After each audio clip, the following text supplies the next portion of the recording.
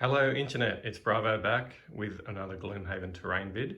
It's been a while, but I thought I would do a quick video on a 3D build that I've recently done and completed for the Sun Class solo scenarios. So quick spoiler warning, if you haven't unlocked the Sun Class yet and you don't want to know anything about either the class, its abilities, the miniature, and obviously the solo scenario that comes with it, stop watching now.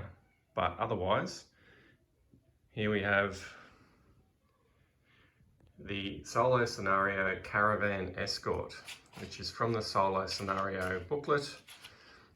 If you haven't heard of these, the solo scenarios are basically solo missions that you do with your character, which you become eligible to undertake once you hit a few eligibility criteria, and those include being level 5 on your character, being prosperity 3 in your campaign for your party, and I believe that's pretty much all you need. To access the solo scenarios, there is a booklet, which is what you're looking at here, that you can buy from Cephalo Fair, or you can look them up online if you don't need to own the booklet. You can find PDF versions online for free that you can follow to assemble the scenario. I do believe that also Gloomhaven Campaign Tracker, Scenario Tracker, has the scenarios contained within as well. Now there are item rewards that you get for completing the solo scenario, which I believe if you purchase a copy you get those extra item cards. I don't believe they come with the actual Gloomhaven core box, but I could be wrong on that. Probably best to double check that online, but I know you can get the item cards, and some people have printed them and put them in sleeves, so sort of up to you how you go about that. But there is a sweet reward for each character, which the actual item you earn by completing it is sort of geared specifically for that class, so it'll have some sort of synergy that pairs well with your class's abilities, so that's pretty cool. Alright, so without further ado, this is the actual build. It's called Caravan Escort. So this was a really fun scenario. It took me a few tries to complete. I sort of worked out what was going wrong and tweaked my cards that I took with me, and eventually got through without too much trouble. But this was a kind of fun scenario in the sense that thematically, the Sunkeeper here in the middle has been enlisted by the town guard to help them. That's the mini that I had. Rogers Paintworks, who's a local commission painter here in Brisbane, he painted that for me. He does fantastic work.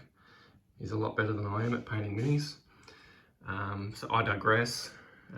The theme of the mission is you're the Sunkeeper and you've been enlisted to help their town guard with their caravan escort, because there's been bandits sort of pillaging their supply lines of late.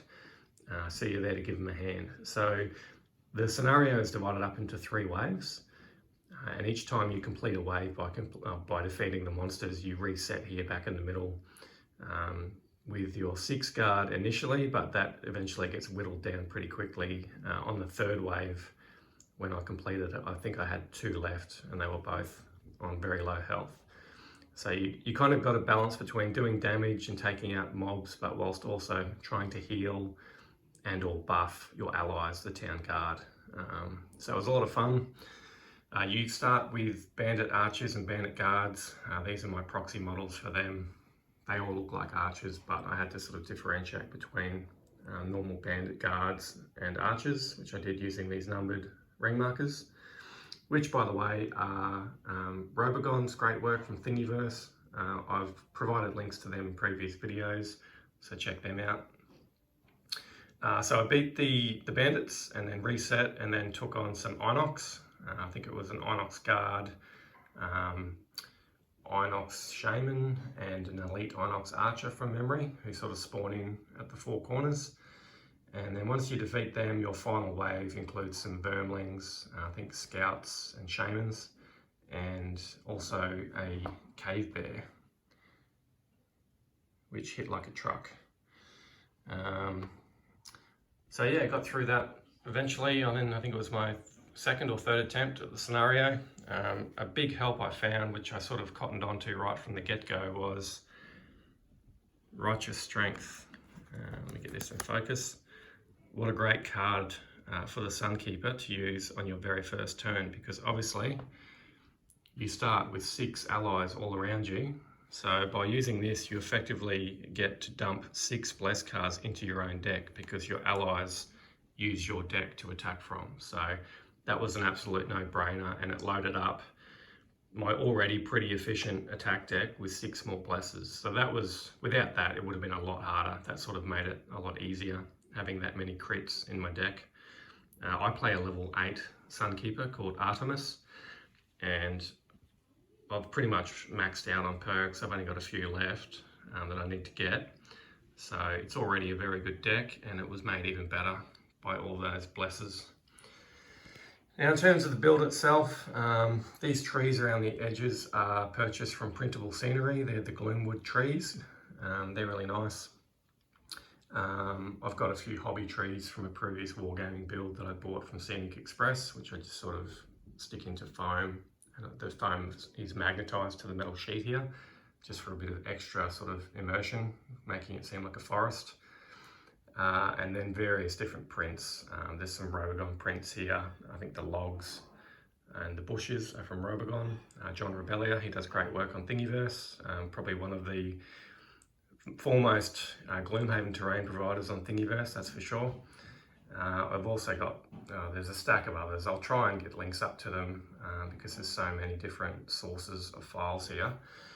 But the main flooring that you're looking at is custom things that I've done from, they're actually failed hex prints from our Talisman Saber terrain range from very early on. When we were experimenting with a few different things, I had some prints that came out that weren't usable to sell.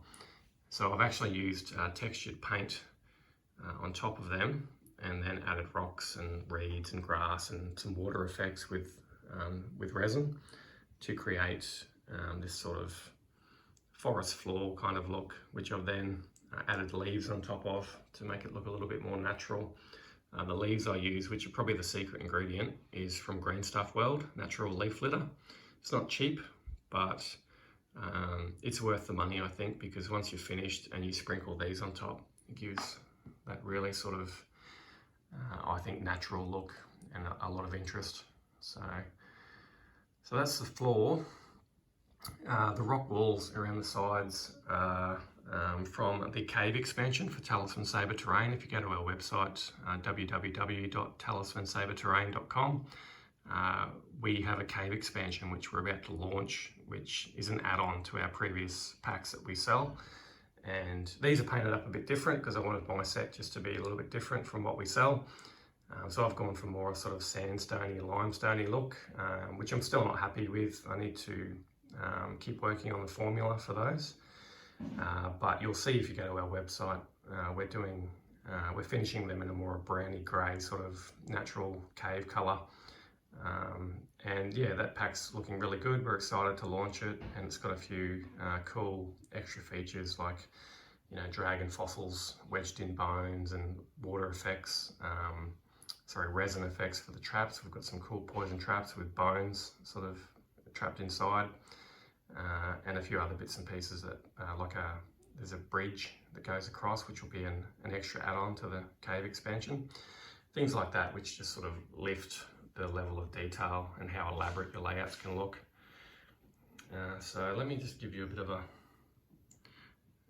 in terms of proxies, the Town Guard I purchased from Gen Con from a guy who was selling his Warhammer fantasy armies.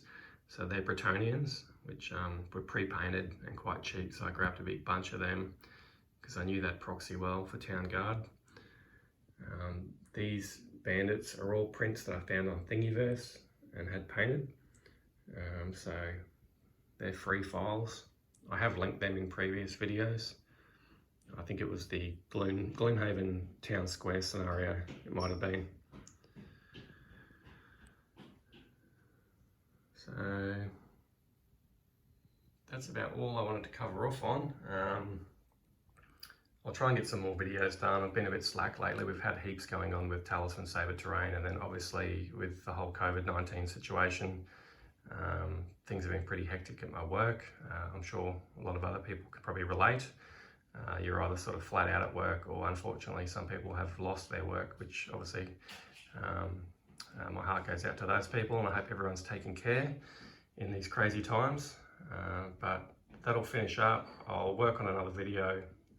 There's a few things I want to cover, including I was hoping to collaborate with my business partner and good friend Lambo Amazeballs to put together a video on how to best Skype Gloomhaven, because my gaming group have been doing that for quite a while now, which actually served us well, because before the pandemic broke out we were already meeting up once a week to play over Skype. So we've sort of tweaked our setup, and it runs really smoothly now. So Lambo and I'd like to try and put together a video just covering off on what you need and how to go about it to have a good experience playing remotely with friends, because obviously in these current times that's what a lot of people are turning to. So I'll leave it there. Happy gaming, everyone.